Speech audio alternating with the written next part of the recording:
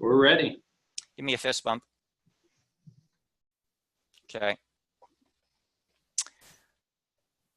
Good afternoon. My name is Jim Eskin. On behalf of Eskin Fundraising Training, it is my privilege to welcome you to our nonprofit empowerment webinar series. This is the 10th one we've done, and we think this is a particularly timely one. The theme is weathering the storm. I'm going to introduce our guests in a moment. First of all, I want to say that I've been working with nonprofits for more than 30 years, and it's safe to say that nonprofits are not strangers to financial pressures, and I know a lot of CEOs and executive directors, their hair became gray because of me, because of financial pressures. They were always juggling budgets to make ends meet. And you know, Fred, nonprofits were famous for stretching nickels into dimes. And guess what? Now they're being challenged to stretch nickels into quarters. And you know the old saying, when Lord gives you a lemon, what do you make? Lemonade. Lemonade. I got to tell you, most of the nonprofits I know are so creative, they turn those lemons into margaritas for their events. At this time, I'd like to recognize our producer, John Largent, who is the CEO of Game Day Media. And this doesn't happen without him. And he's going to take a moment to go over some of the logistical details, and particularly how you type in your questions. Hi, everybody. Thanks, Jim. Just want to remind you that you can type your questions in the chat room, and you can also participate in the polls as we pop those up throughout the presentation. But want to encourage you to participate by asking questions for both Jim and the guest. And if you have any issues with the lag time, there are some issues from time to time with the bit rate of the internet, so it may be something local to you, but we're aware that some people don't see it all the same, but we record this and you'll have this video available to you as early as this evening or probably tomorrow. Thanks. That's correct. Thank you, John. Thank you for your role in making these webinars possible. I'm going to give him a fuller introduction, but I'd like to introduce my friend Fred Steubing, who is a financial services professional with the great company of MassMutual.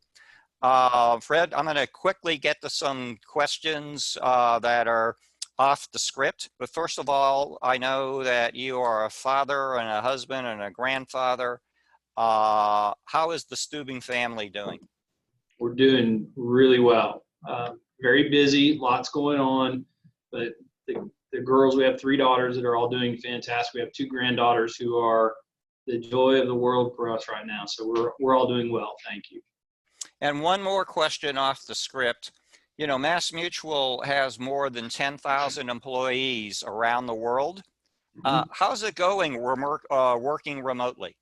You know, Mass has a really good infrastructure, and we were already prepared to operate remotely. It just became much larger scale. So really have adapted very well, and the company's been extremely supportive in providing additional technology resources, but also being aware of safety considerations and health and well-being of all of our staff and employees. So they've done really, really, really well in their response. Okay, well, thank you. We're going to give Fred a fuller introduction and then get to the Q&A with him. Anybody that knows Jim Eskin knows that my philosophy on trivia is, if it's not worth knowing, I want to know it. So MassMutual was founded in the great city of Springfield, Massachusetts, I believe in 1851. Everybody in your chat room, for extra credit, Springfield, Massachusetts is also famous for the founding of something else pretty significant in our lives. If you could venture a guess, type it in there, you'll get one of those margaritas we just talked about.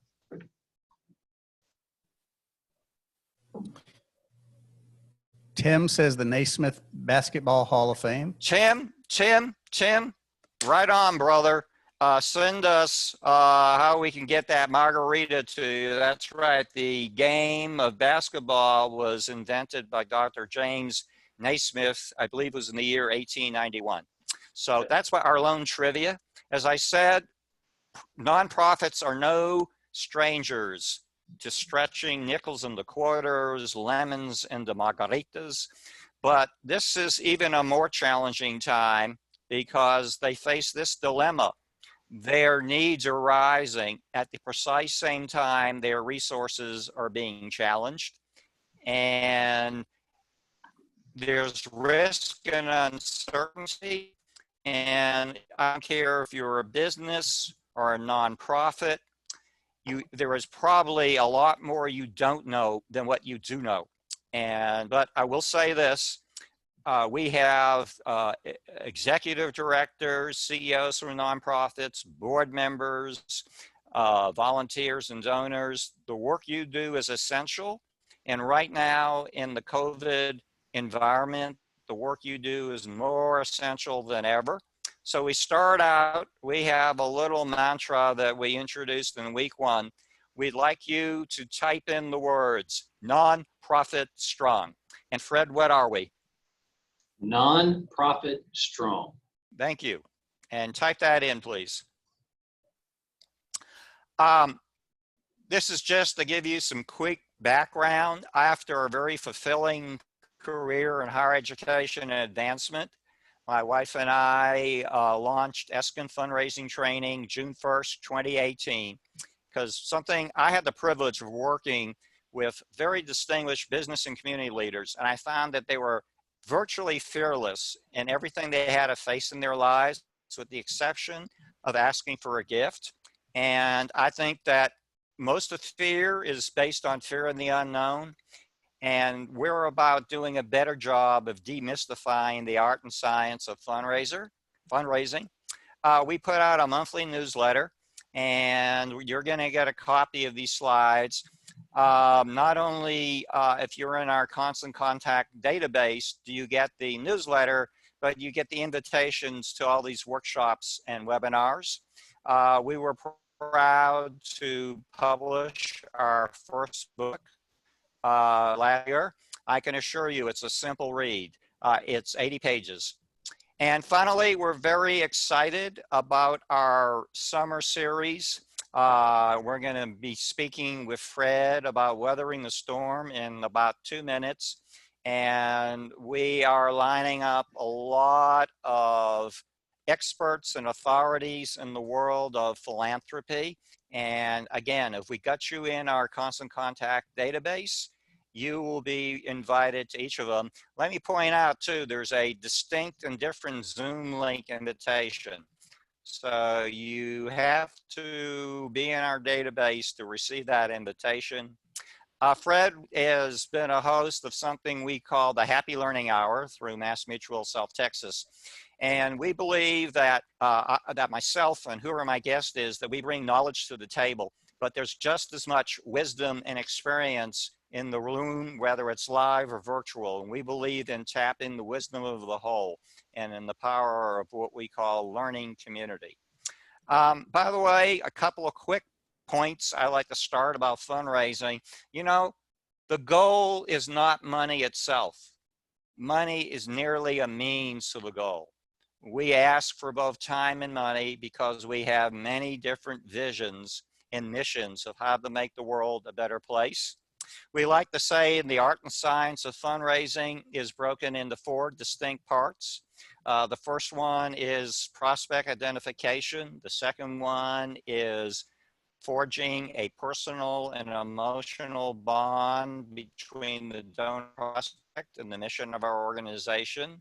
The third one is rather obvious, and that's the act of asking, the when, the how, the who, for what, and how much. And finally, we close the loop with what's called stewardship, which is acknowledging and thanking the gift, because we're going to come back to Fred next year and ask him to provide support again and consider making a increase in their gift. So at this point, we like to get your input on what you would like to see addressed in future webinars. There's type in A if you like discovery, Type in B if you like cultivation, type in C if you like solicitation, and type in D if you like stewardship. John, are we getting some answers? We are. We've got about 5 seconds left in the poll, and then I will show Okay, the announce results. it. Yeah, we don't waste. We don't give them much time.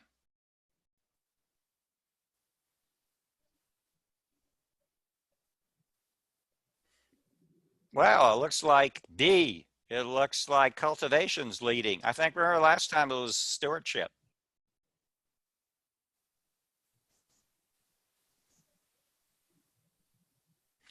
I have one other poll question, and I want you to type in either A or B. Are fundraisers born or made?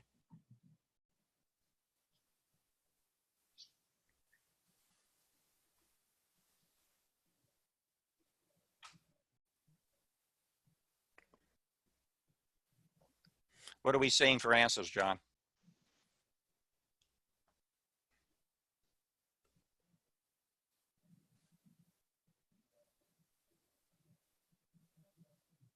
I like that. There wouldn't be a need for Eskin fundraising. We like to say that anybody who comes to Eskin fundraising training and brings with them the Jeffersonian virtues of a knowing head and honest heart can and should be an effective fundraiser. It's my privilege right now to introduce our guest. We are thrilled to have Fred Steubing, who, as you heard before, is a financial services professional with MassMutual South Texas. I mean, Fred has done so many things in his life. He's like a smorgasbord of life accomplishments. Thank you for your service to the military. He served in the 2nd Airborne Division, Army. 82nd. He is a former, now I don't know what was rougher, and was a former Texas educator. Was it a principal, by the way? I ended up as a principal before I transitioned out. Yes, sir. That's tough work. That's tough work. As a key foundation of his MassMutual practice, he works with clients to develop solutions and for all sorts of financial and business concerns, whether it's an individual, a family, or a business. Fred and the team at MassMutual South Texas take every client through a very intense process of analysis to help them determine short, intermediate, and long-term goals. And Fred, if I got this right, and I really like this, he emphasizes that his role is not to make decisions for clients, but rather to put them in the strongest possible position so they can make the best decisions for themselves. Yes, it's about education. I can tell anybody what to do, but they have to want to do it and they have to take the action. So we focus heavily on the education piece. We want you to make informed decisions. Fred has a lot more interest than me, and he has a family of daughters and granddaughters. No guys, huh? I can't get a boy to save my life. No. He's also an avid outdoorsman. He enjoys hunting, fishing, camping, backpacking, and photography. He also officiates high school and Division I, II, and III women's collegiate basketball. And this is something that just floors me. He competes in running races and Spartan races all across the country. And if I have this right, I mean, I can't fathom this. He's preparing to run a 100-mile race in December and complete it in 18 hours. And for the record, I have cars that couldn't do that. But is that correct? A 100-mile race? I'm in the process of training for a 100-mile race the first weekend of December. And I have to point out two things. Fred and MassMutual South Texas were a wonderful corporate sponsor for our 2020 Happy Learning Hour series. And with the right things happening in the future, we look forward to resuming that. One last point. Fred and I bonded. We're both members of the fraternity Delta Tau Delta. So Fred, are you ready for some questions? Ready. Bring it. Thank you. And thank you for being our guest today. You know, even before COVID-19, it was estimated that less than half of nonprofits had 1 month of operating reserves and less than 6 months of cash to keep them running. Now is the time for nonprofit leaders, staff, boards, volunteers, and donors to think anew about operations, mission statements, staffing, budgets, and much else. So what sound financial management principles should guide them? I'm sorry. So the first thing I would tell any nonprofit organization is stop, take a pause, and evaluate every aspect of their operations. And that's hard because you want to go, go, go. You've got a mission to accomplish, but stop and look at it, whether it's leadership, vision, mission, staffing, budgets. A big realization that nonprofits are having to come to right now is that they've got to be more efficient in their operations. They got to be more efficient in how they manage their resources, and they have to keep more resources in reserve. It's not uncommon for the term I use for a lot of nonprofits is they live hand to mouth. Yeah. And they've got to be able to evolve to a more stable financial situation, or they're going to fold. I believe one of the initial steps is planning for exigencies like we have right now. I mean, let's be honest, at the end of February, did anybody predict that we were going to lose a third of the value of our market, or that 40 million people were going to be out of work? I don't think any of us thought at the end of February, hey, this is what's going to happen, considering 2 weeks prior, we had the market at the highest it's ever been. Now, we want to give credit to local and state and federal leaders. Obviously, we won't agree with every decision they make. I think that goes without saying, but they're all working diligently to keep the economy afloat. And because this situation it's not over, there's still a lot of hurdles to overcome. Our nonprofits need to have a plan, and then they need to have a backup plan, and then they need to have a backup to the backup plan. So what I say is think 3 steps ahead. You've got to think 3 steps ahead on every decision you make. If I do X, what are the 3 potential outcomes? And then for each of those outcomes, I need to know 3 potential outcomes there as well, and be able to work from that aspect. Fred, it sounds like a chess game. It really sounds like is. A chess game. It really is. And from a very general overview, because obviously each organization has different needs and different goals and focuses, but from a general overview, organizations want to look at funding sources and amounts, your assets, physical and fiscal. What are your cash reserves, your guaranteed income, things that are going to be coming in every year, endowments and things of that nature. Liquidity. What is the liquidity that you have? And you need to look at 30, 90, 180, and 365 days. Does your organization exist as a result of grants, donations, and endowment? Is it a blend of all of those? Are there any restrictions on these assets? As far as what they can be spent for, what time frame they have to be spent in? Are there exigency considerations? So if you come into a situation like we are today, can you go to those endowment funds or those foundations and say, hey, I need more money to keep us solvent, or is it's just set? Hey, Fred, which are the most essential financial benchmarks and indicators that nonprofit leaders should be looking at? I think it really sums up into one sentence, Jim, in that the primary factor is, can you maintain your commitments? I love that. It's really that simple. If you can, good. You're an organization that's really in an enviable position. If you can't, then you've got to stop, got to pause, you got to take a step back, and you have to start doing the evaluation process. Yeah. What steps can nonprofits, especially smaller nonprofits, and that's a lot of our audience, that don't have financial expertise on staff, take to rethink budgets and make do with less?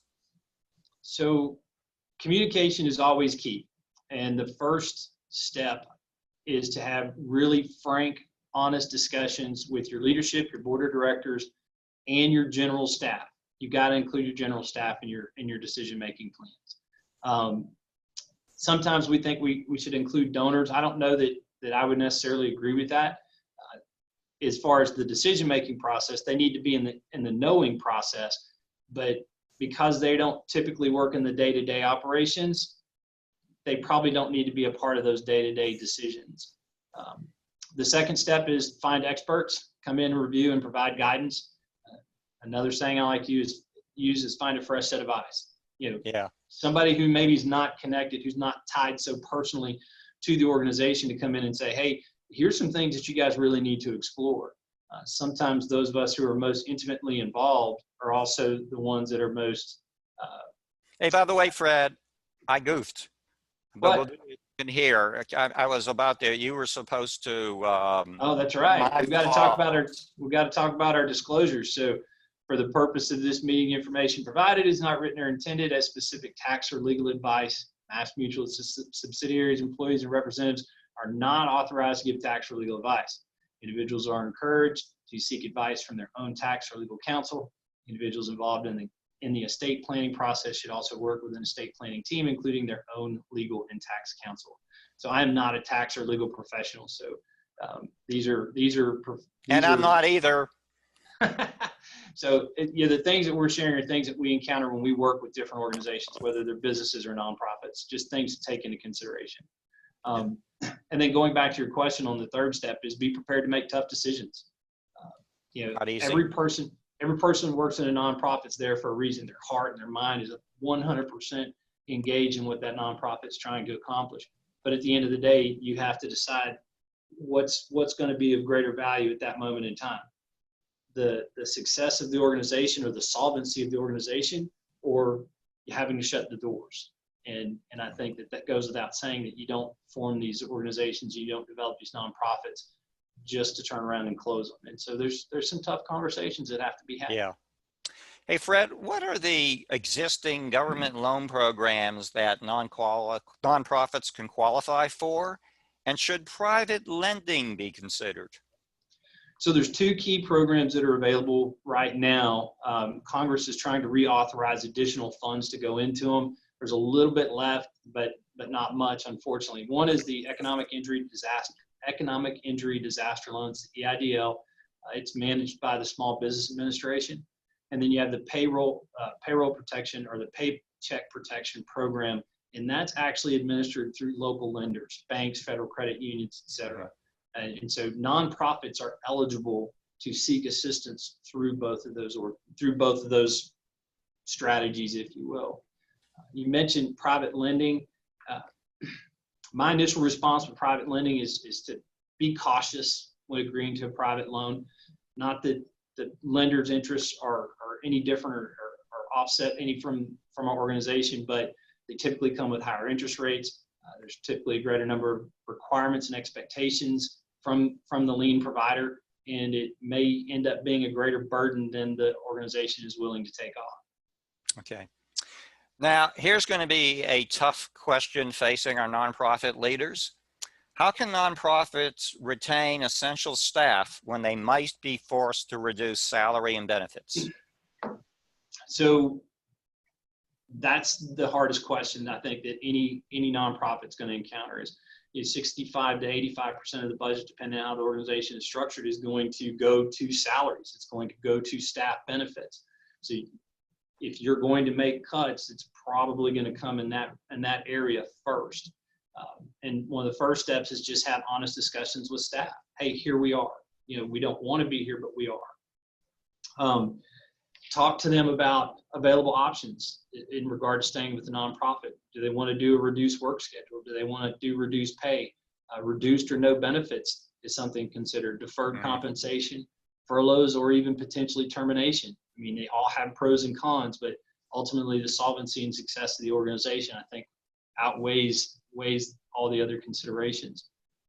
If a staff cannot be retained, I think this is really important for leadership to consider, is if you can't retain staff for some reason, be a resource for them, whether it involves severance packages, who gets them, who qualifies for them, be a personal contact to potential future employers, showing that person has value is going to go a long way towards making that separation, as difficult and as painful as it may be, at least a little bit less so. And then there may even be agreements that you could put in place that give, when the organization is in a better financial position, gives those furloughed or terminated employees an option to be first back into the organization. Yeah. Well, here's a question I think that's on the minds of many of our nonprofit friends. How can nonprofits obtain more time from the businesses they owe money to? I'm going to refer to a great book that I read not too long ago. It's a quick read. It's about 80 pages, I think, if I remember correctly. A good friend of mine, huge proponent of nonprofits, stated, the only bad ask is the one that is never made. Are you familiar with that person, Jim? Yeah, that's me, folks. Page 72, I believe. It is on page 72. Folks, exactly. when you write a book that's only 80 pages, you can remember every page. And you know, Jim, your advice is really prophetic. You know, you don't know unless you ask. The worst that you could get is a no, and then you know that's the position you're having to work from. Is okay, it's no, so I've got to go back and evaluate from a no. But what if they say yes? And that's where I would want to hang my hat. Is I'm looking for a yes. Same when you're asking for donations, you're asking for sponsorships, you're looking for the yes. And if I may just share a quick example on how important it is to ask. I work with a nonprofit here in the community that they rent a warehouse space and they pay about $5,000 a month for that space. Well, when all the businesses were closed and everybody was sent home under restrictions, they lost more than half of their donations and they couldn't function. So they went to the owner of the building and said, hey, look, we can't do this anymore. And the owner had to come to the realization, hey, look, I can have nothing or I can have something. And he chose to have something. So they made an arrangement where the nonprofit would pay half of their lease every month for the next 6 months. Now, they're contractually obligated to pay all of it, so they can't just absolve themselves of that responsibility. But what they're doing is they're taking over the next 6 months what they don't pay and adding it on to the subsequent 12 months when hopefully that organization is in a better financial position. And so then they'll pay in excess of what they agreed upon the lease, but the owner still gets all of their money for the lease back. So finding creative solutions to those problems is imperative, but you have to ask. You got to put it out there. Hey, for those nonprofits that are lucky enough to have reserves, how should they be put to work? The first thing is, I believe, put extra aside for reserves. We know that this can occur now.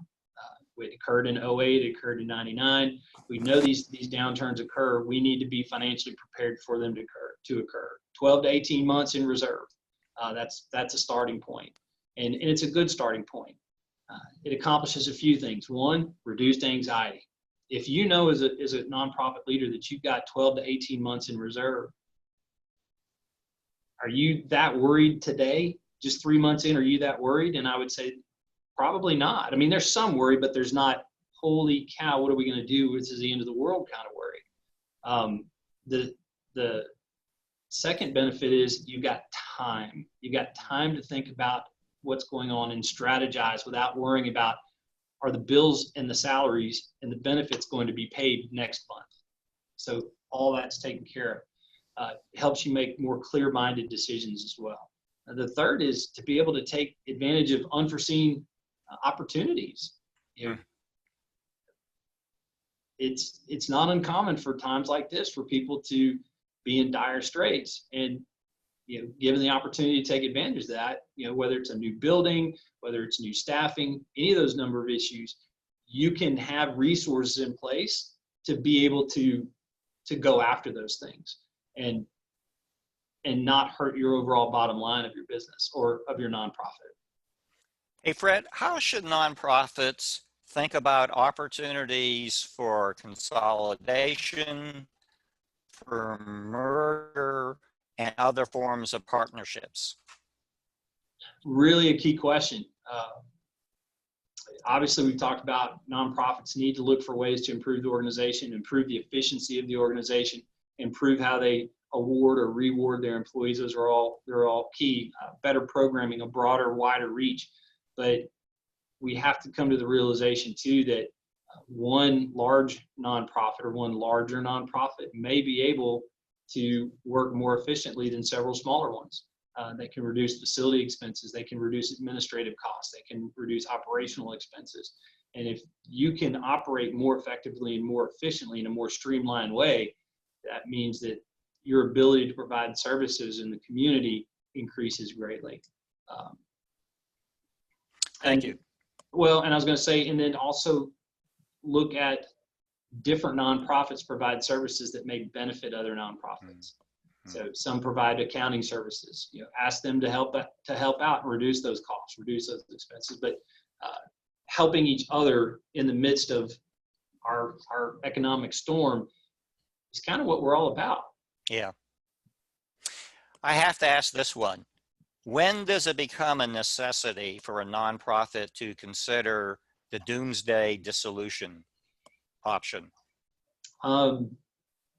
Unfortunately, it's a pretty straightforward answer. And if a nonprofit can no longer meet its obligations, the decision's probably already made. Now it's just a matter of taking the necessary actions. And those include what salaries you have to pay, what bills, paying any outstanding debt, keeping your stakeholders involved. We talked earlier about your leadership, your boards of directors, et cetera.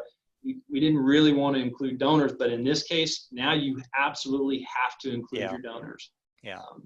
When you talk about dissolution, it's can't be overstated how important it is. Donors have to be given an opportunity to maybe make more of a contribution than they were making before. They may see an impressed upon need to be more engaged in that. Or they may need to decide, hey, I've got to move my resources to a different organization. And out of respect and out of appreciation, you want to let them be able to do that. And then I think some people might say, it's a contradiction, but it's really not. Donors have to know if an organization is no longer going to be around. They've been thoughtful enough to the organization through the process. We want to be thoughtful to them through that potential process. Fred, we've been talking about some very, very sensitive conversations and discussions. So who should be involved from the nonprofit?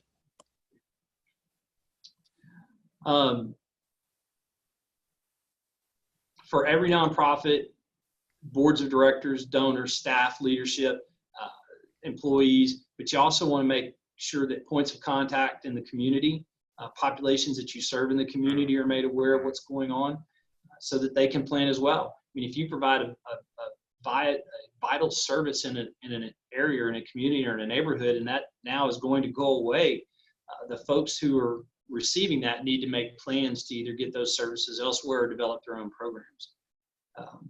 You got to talk to your debt holders. A lot of nonprofits carry debt, even if it's a small amount. You got to make sure that you pay as much back as possible if you can't pay all of it back. And then you've got to talk to experts that can help you through the process. Obviously, you're going to talk to attorneys. You're going to talk to accountants, real estate professionals, especially if you own property. You need to know how you're going to dispose of that. Financial services professionals. And here's a big one, and people don't always think of it, human resource experts. How do you make sure that the people who are no longer going to be working, how do you make sure they're taken care of? They've given so much of themselves to the organization. I think that showing them appreciation and letting them transition with dignity is a huge, huge factor. So those are pretty important. Right. This builds on this last question. Where can nonprofits, and again, we have a lot of smaller nonprofits attending, where can they go for affordable advice and counsel on difficult financial issues? Yeah, we hit on it a little earlier. Other nonprofits, especially leaders of other nonprofits, ones that are doing well. You want to talk to them. What are you guys doing that maybe we're not doing?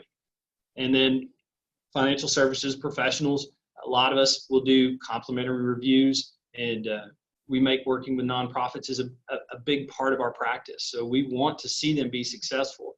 Accountants regularly provide complimentary reviews. Attorneys can provide legal guidance and direction. And truth be told, some of these services that are rendered could potentially, if it's done the right way and structured the right way, could be considered a donation of time and talent and accounted for accordingly. Right. Hey, Fred, before we start inviting the audience to type in questions, I got a last one for you. What actionable steps can nonprofits take now and in the future to ensure what we all want, long-term viability? First thing is don't wait. If leadership and nonprofits are sitting on the sidelines waiting to see what's happening or waiting to see what's going to happen, you're already behind. You've got to start making decisions now. Start the review and evaluation process.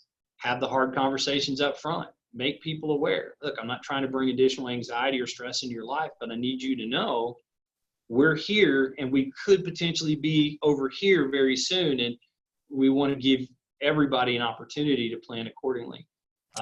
Seek guidance from those fresh sets of eyes.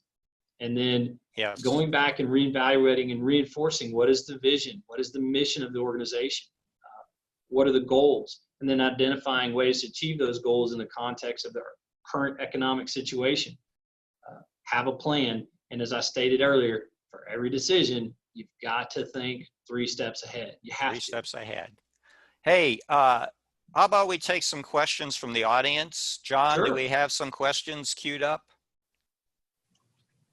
Not at this point. I just asked the attendees to put in. Okay, we'll give you a few moments. I want to, and maybe 2. I was taking notes here, and I want to review some of Fred's highlights. I want him to come in, and also he's thinking as a financial expert. I'm thinking as a nonprofit expert. And again, it all starts with the mission. Why are you in business? And I say a huge question you have to ask yourself, what makes you unique in a world in which donors aren't choosing between the good and the bad? They're choosing between the good and the good. So what makes you too relevant to the situation and crisis we now face? Everyone should take a close look at their mission statement and ask what can be their role in addressing the crisis. Fred reminded us to, get down to basics. What are your core essentials, okay? That's what's probably going to thrive your future action plans. And you should, as Fred was talking about, bringing board and management and staff and other stakeholders to the table. You want to be a clear consensus on exactly, if you only have to cut back to a few things, what are they? Prioritize. What are your essentials? We have a lot of small organizations on the line. I want to say that you actually have an advantage. You can be nimble. You can move quickly. I know 6 weeks ago I woke up and I told my wife, Andrea, our organization's composed of the 2 of us and the 2 cats. And if the truth be known, the cats don't contribute much. But on a dime, we made the decision to change our delivery method from live workshop to webinars, and we reprogrammed all our topics to help nonprofit leaders address the crisis. So it is an advantage sometimes to be small because you can pivot and make those decisions a lot more quickly. Fred was talking about key financial indicators, I like to call KPIs, key performance indicators. Number 1, what are your assets? And what's a quickie definition of assets, by the way, Fred? What you own and what you have in accounts. I mean, that's okay. Right up front. It's anything that's physical or liquid financially. You want to take a look at your cash flow. I bet you know that intimately. And number 3, I spent 30 years in higher education fundraising. Like Fred, I love reserves and I loved endowments, Fred, because that was money that just like this, you never touch the principal, you just draw in the interest and it can feed the organization year after year. So for those organizations that have endowments, you should be taking a very close look at how you can use that money. And I know in some cases you can go back to the donor and get permission to make the use of that endowment more broadly. Fierce competition. And remember, like Fred has gone to enough of my workshops. There's roughly how many nonprofits in the country? I'll give you 1.5 million. 1.5 million. How many in the state of Texas? So is it 700,000, somewhere in that neighborhood? No, pretty close, 100,000. Okay, and how many in San Antonio? I'm not going to let you answer. Okay, no. I'm going to give you 6,000. Your job now is to name them all. No, you're finished. But the point again, folks, put yourself in the shoes of a donor. They're not being forced to choose between the good and the bad. They have to choose between the good and the good. And it's going to be very difficult to be a donor. This is a little sniff test that I came up with. I call it the return on philanthropic investment. And I would advise, as Fred said, you gather all the key stakeholders, your board, your management, your staff, your volunteers. In some cases, it might be donors. And you have very honest discussions. And I'd say focus on these 3 questions. What void does your profit fill not met by any other organization?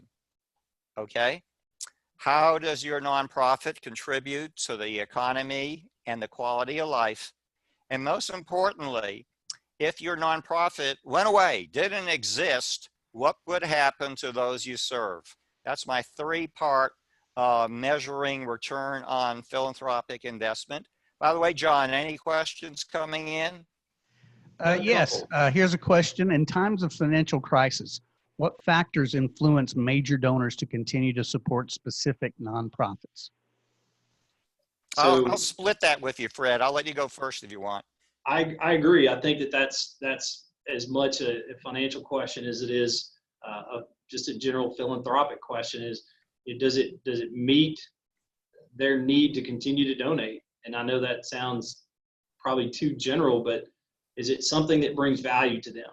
And is it something that brings value to something that they want to see improve or be improved upon? And if the means are there, they'll continue to donate. If the means are not there, then I think as an organization, we ask them if they can still continue to contribute, even if in smaller measure.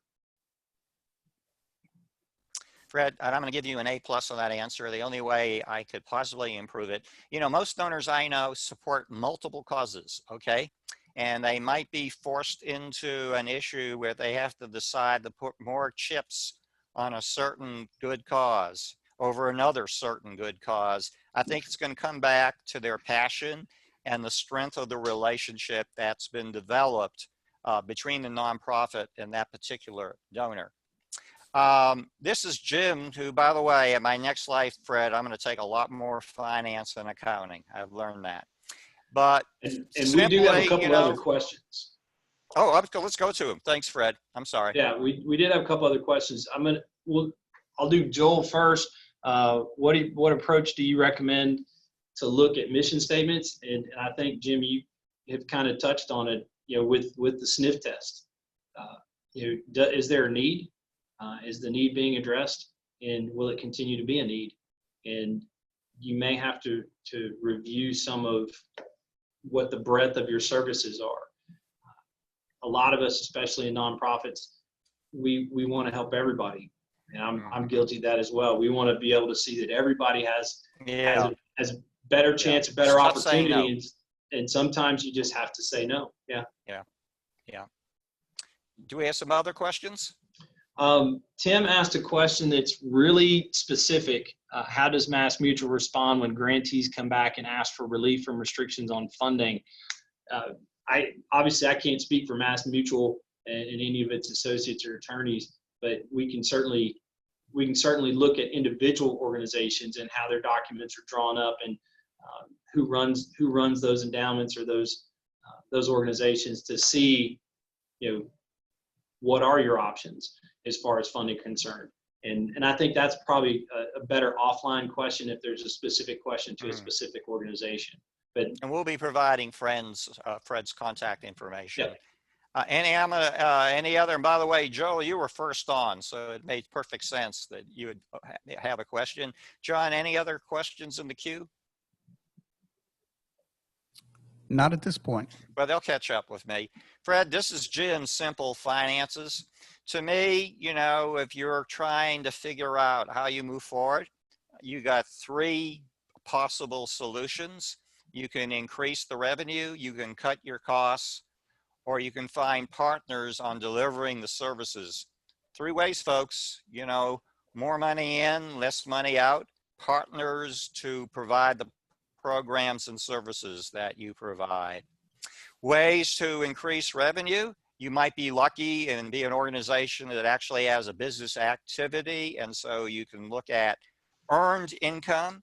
Fred talked about some of the government programs, and there's a lot of government programs, and there's the part I'm very familiar with, private philanthropy, which hit a record $428 billion last year.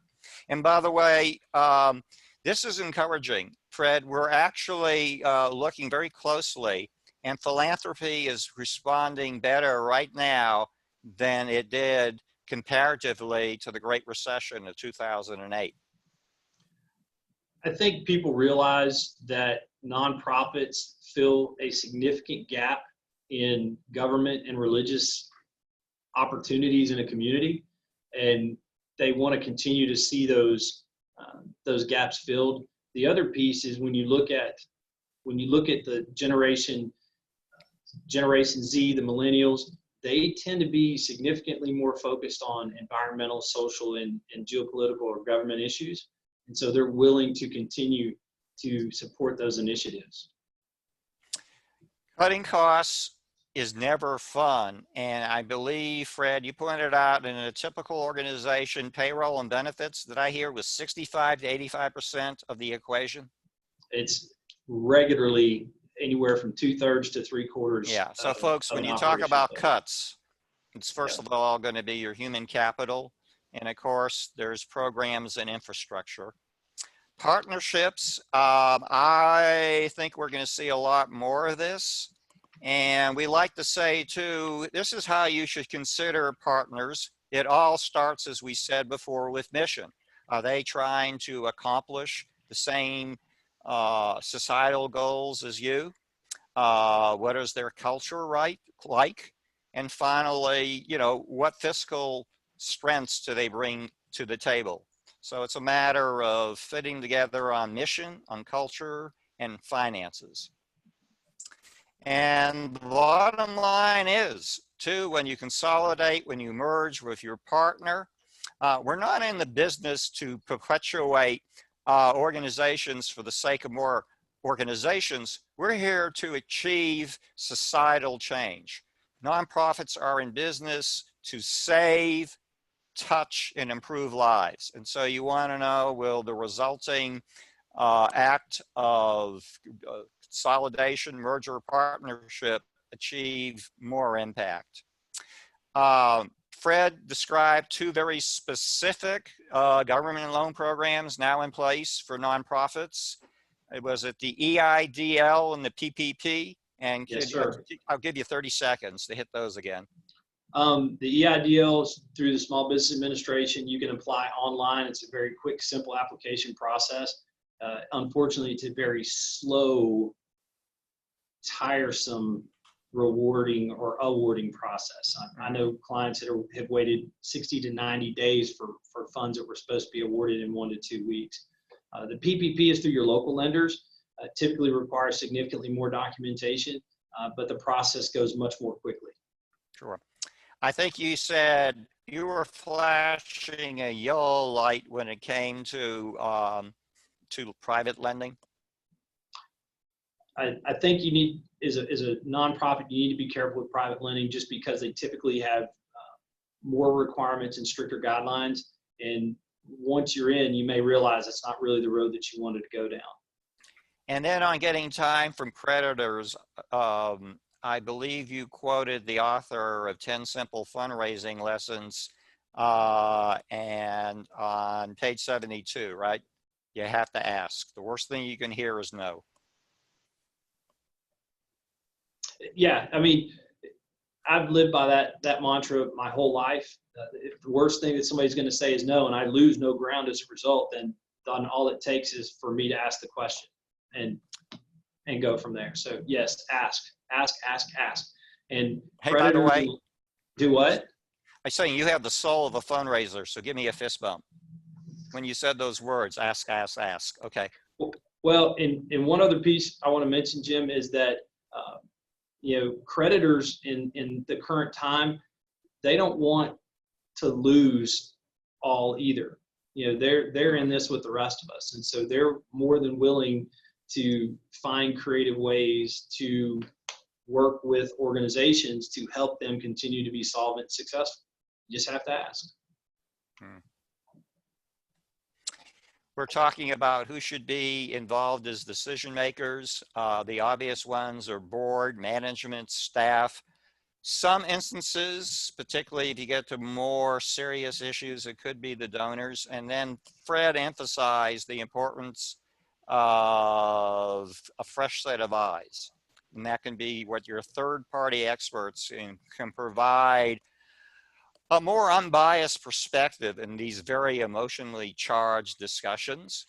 And then always you're looking for board and management to lead by example. If you're going to turn up the volume, as I would recommend you should, on your fundraising, the first people to commit have to be the board and management that commit to those gifts if you're going to have credibility soliciting the community. We like to think that there's wisdom in the whole. Fred, you said not only board and management, but you want to see staff, and you want to see representatives of those causes that you're actually serving.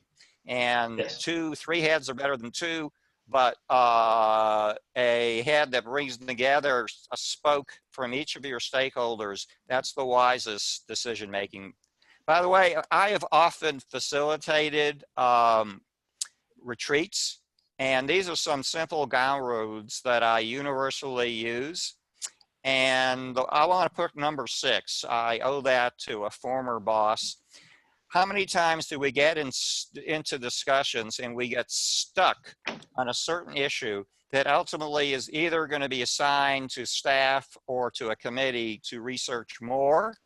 That's what I like to have a big white sheet up called a parking lot, because after you're, say, stuck on 20 minutes and nobody's yielding, it's just going to be followed up later. So have a parking lot ready. You're not going to agree on everything right away.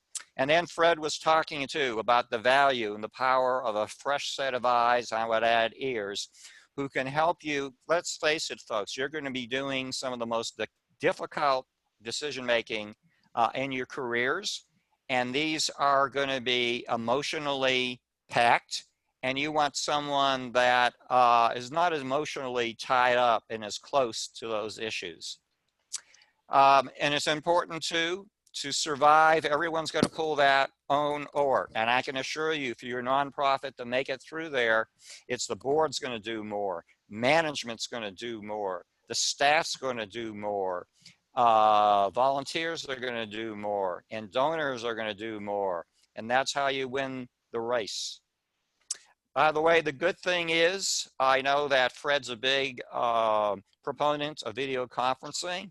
Just because we can't get together doesn't mean we can't brainstorm together. So everything that Fred recommended as far as bringing the stakeholders together, you can use technology to facilitate it. In some ways, it's almost easier because there's no drive time. Mm-hmm. Finally, Fred did talk about dissolution, and you know, that's the unthinkable. But Fred, could you just summarize again what would lead a nonprofit to think it has no alternative but to fold? If you can't meet your commitments, you need to have the discussion. That's really as simple as you can put it. Well, I wanted to end on a more positive note. We have a good friend, Norma, who brought up, sometimes folks, it comes back to basic wisdom. I know it's hard. Nothing lasts forever. Nothing lasts forever. And this too shall pass.